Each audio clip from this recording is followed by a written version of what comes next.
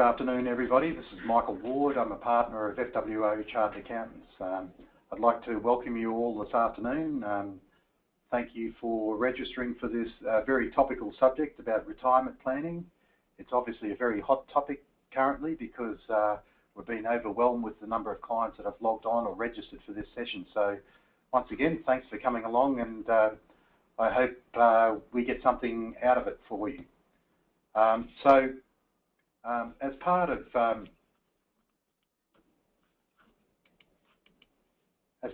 FWO Chartered Accountants, one of our primary objectives is to guide our clients to achieve their goals, whatever that is for them. And no doubt part of anybody's goal is eventually getting to a point where they can choose to retire. So we do spend a lot of time working with our clients in developing a retirement plan that is going to achieve the goals that they're looking for.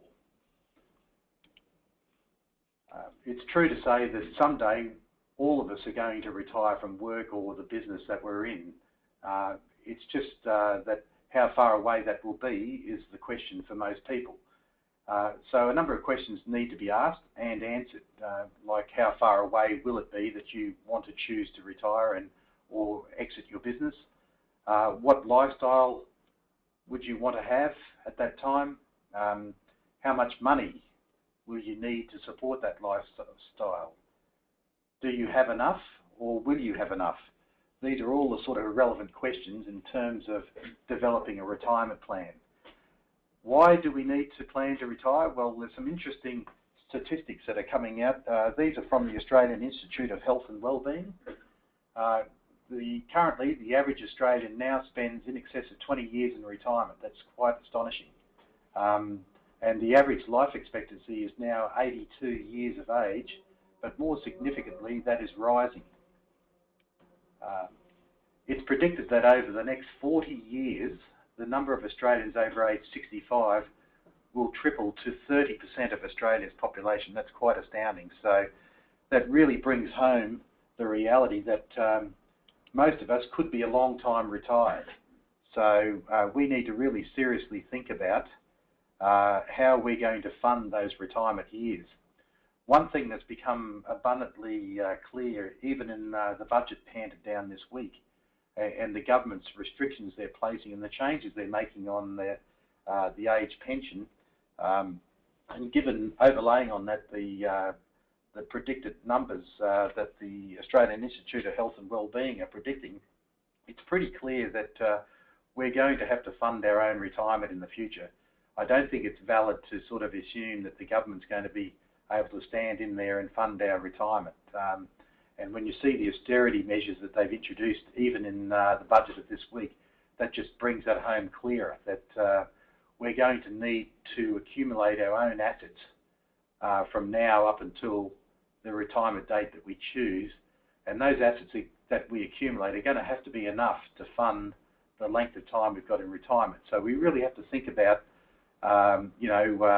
those statistics about life expectancy and the average length of time the average Australian is now having. So that brings us to the question of just how much will we need to retire. Some interesting data. This is produced by the Association of Superannuation Funds of Australia. And they brought this number out when they were lobbying with the government in recent times, when the government was sort of playing around with when they'd start scaling back the benefits of self-managed superannuation funds. The government tagged a fund that had $1 million of assets in it as being the point when they should think about scaling back sort of the generous tax concessions that are currently afforded to self-managed superannuation funds. ASAFA, or ASFA, have come out with a statistic, and this is assuming a couple owning their own home, that they could retire comfortably on $56,339 after tax per year. Certainly not a round amount. And in that, they include a weekly allowance for things like clothing of $59.06, meals out at $78.74, and alcohol of $39.67. I think a lot of us would argue, as to whether or not 56,000 per annum is really enough. Just how much we will need to retire on is going to vary for different people, but there's some key factors that determine what you will need, and they are things like your age when you commence retirement, your life expectancy at that time, whether or not you wish to leave any capital in your estate for the next generation, the rate of return on your investments, and obviously the after-tax annual income required to fund your lifestyle. So there's a lot of variables in that, and so no one person's circumstances are going to be the same. Each person's circumstances will vary, and the composition of non-discretionary and discretionary expenses that they incur in retirement will be different based on a whole lot of different factors, such as where they live, their age, their health status, whether or not there's family members living with or supporting them, you know, any travel and entertainment plans they have, as well as other things. I should just mention that what we call non-discretionary costs are things like necessities such as food, clothing, health, power, transport, rates, insurance, and things like that. Discretionary costs would be things that are obviously non-discretionary, like holidays, travel, gifts, entertainment, which are pretty much variable based on your wants and needs. Just to bring this home in terms of how much will you need to retire, I thought I'd sort of introduce into the discussion just some examples, just to flesh out what it all means. And so I've just come up with these fictitious couple of James and Donna. They're both 65 years of age and they're wanting to retire right now. And they have a goal. Their goal is that they need their funds to stretch out to fund their lifestyle to age 90. They require $100,000 after tax per annum to fund their lifestyle, and they've currently got about 1.5 million in superannuation assets. And we're assuming here, and this is not an unrealistic assumption in today's economy, that their superannuation assets will achieve a rate of return net of fees of 7.2%. So just bear in mind there's a few assumptions in this, but here's a chart that sort of, based on those parameters, shows that this couple retiring now with their 1.5 million in superannuation assets and requiring to be paid what we said earlier was their 100,000 per annum, and we're adjusting that by a 3% CPI rate each year. So each year that's going to go up by 3%, and that's reasonably consistent with what the CPI is at the moment.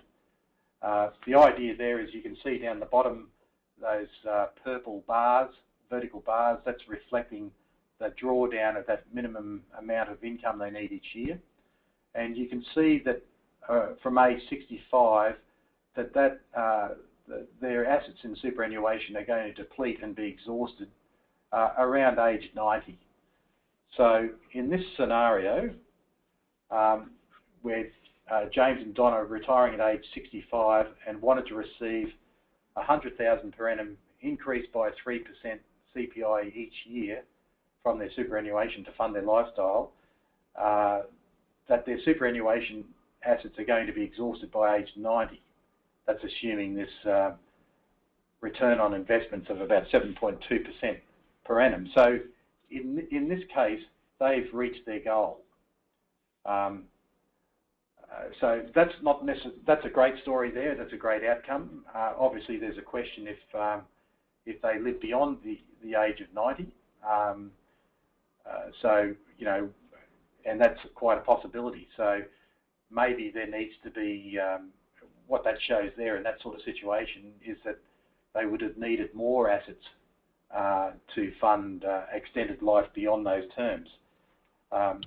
You know, there's a lot of variables in all of this too that as people get older, they may not need the same level of income. So there's a lot of variables and assumptions built into this, but I'm just trying to draw out the main components of issues that we all need to think about in terms of what is going to be enough to fund our retirement. So that leads me to a second example. In this case, we've got Bill and Joan. They're currently both age 50. Bill works full-time, and he's earning about $150,000 per annum. Joan works part-time and earns $40,000 per annum. So that's a joint current income of $190,000 per annum. They've got $800,000 currently in superannuation. Again, we're assuming a rate of return on super fund investments of 7.2% per annum. Not unrealistic in today's climate. They've currently got a mortgage, a home loan mortgage with a remaining balance of $150,000 in it, at an interest rate of 7%. That's possibly a bit higher than what current home loan rates are, but this is just for illustration purposes. And they need a retirement income stream after tax of $120,000 per annum. So this next chart shows that based on those parameters, and over the next 10 years before they actually retire at age 60, they have to pay out their home loan mortgage, and that does happen in that 10-year period. But what this graph is showing is that their superannuation fund assets are actually going to deplete and run out by about age 75 down here. So they're not actually going to achieve their goal of self-funding their retirement to age 80 because this chart is showing that they're going to run out at about age 75, so they're 5 years short. So this is the gap for them. This is the gap that we're talking about in terms of what will we need when we decide to retire, and what do we have now, and what is that going to grow to, and what's the shortfall. So in that situation, as I said before, with Bill and Joan retiring at age 60, another 10 years from what their age is now, continuing to earn their wages income at the moment. In this example, we've just assumed that they're paying the normal 9% superannuation guarantee contributions based on their salaries. Again, the 7.2% per annum net of fees return for their super fund assets. In that scenario, their superannuation assets are going to be exhausted by age 75, which is 5 years short of what their goal was. So they have a 5-year gap, which obviously is something that would be of a concern. Just in this example, a couple of little strategies that could have been employed, and we can show that we can close that gap and, in fact, extend their retirement goal by a further 2 years. And I'll show you the chart in a minute, but basically, in this example, a strategy as to how to maximise their retirement benefits and extend their ability to fund their retirement years involved a strategy of commencing a transition to retirement strategy at age 55, which under the current laws they could do. Continue to contribute the maximum tax deductible amounts of $25,000 each into superannuation up until age 60 when they do retire. And under this strategy, what we're doing is maximising the amount of assets that we transfer into a very low tax environment of superannuation, and that's the source of where they're going to fund their future pensions when they retire at age 60. In this scenario, their superannuation assets are going to grow to a level where they'll only be exhausted at age 82 instead of the previous example where they're going to be exhausted at age 75. So they've actually improved their position by 7 years, which is pretty amazing, and it just shows what can be done with a bit of strategy setting at the beginning. So in their case, their goals achieved by 2 years. Remember, their initial goal was to fund themselves till age 80. So here's the chart just to demonstrate that in graphical form. You can see in that first 10-year period from age 50 through to 60, the super fund assets in the shaded blue area are continuing to grow because of maximum deductible super contributions going in there. It's in that same period that they, out of their income they earn, they repay their the balance of their home mortgage. In that period from age 55 to 60, they commence a transition to retirement strategy where what happens there is that they are allowed to start drawing a pension from their superannuation fund. That turns the earnings in the superannuation fund into completely tax-free mode, but at the same time they can continue to work and they can continue to make tax-deductible super contributions into their fund. So what that does is actually accelerates the amount of funds in superannuation and the rate that it grows.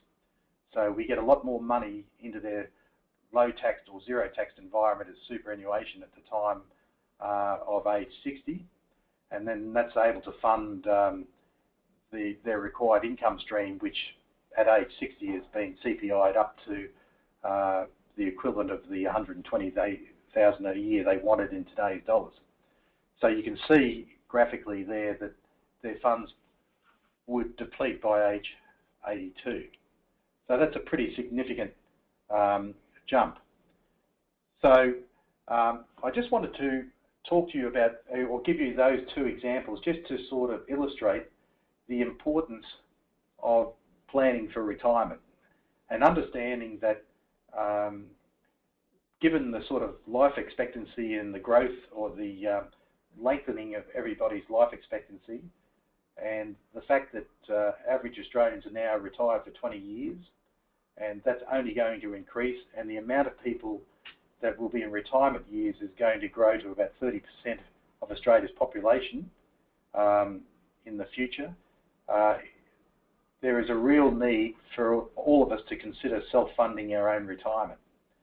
So we really have to understand what will we need to fund our retirement, what we have now, and what is the gap. And therefore, what strategies can we put in place to close that gap? So that is basically the message that we wanted to present in today's webinar for you to consider.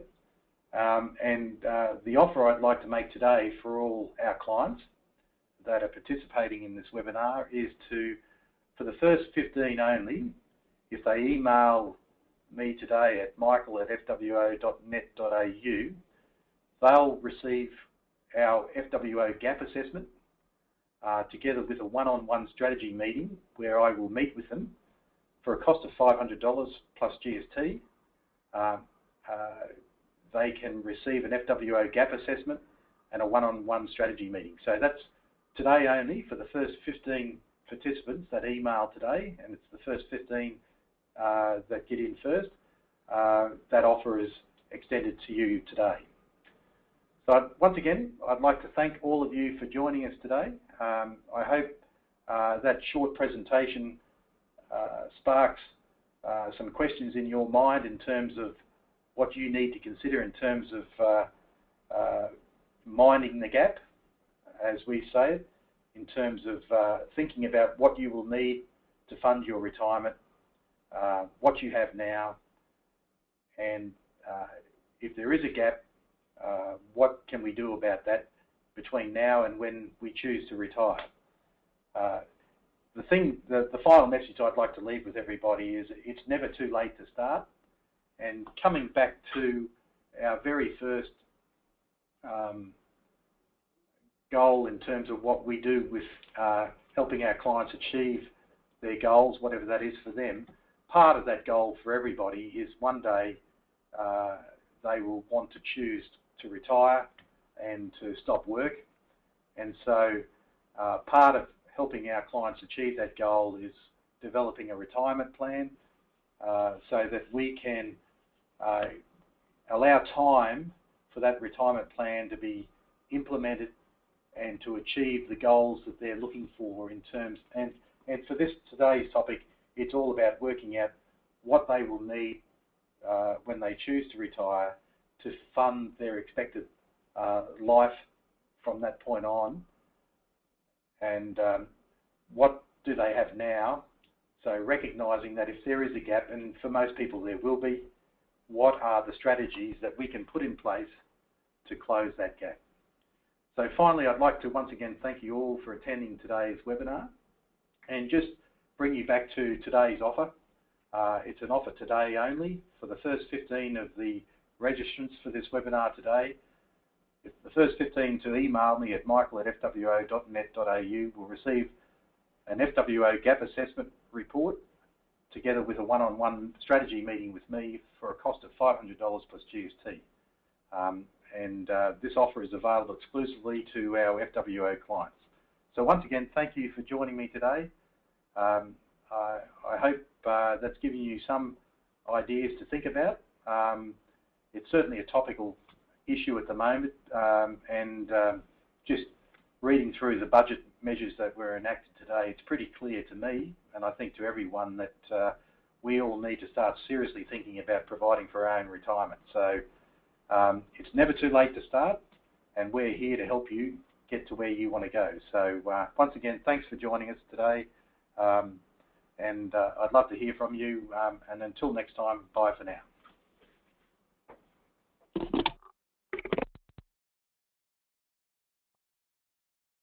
You will no longer hear beeps until someone else joins the conference.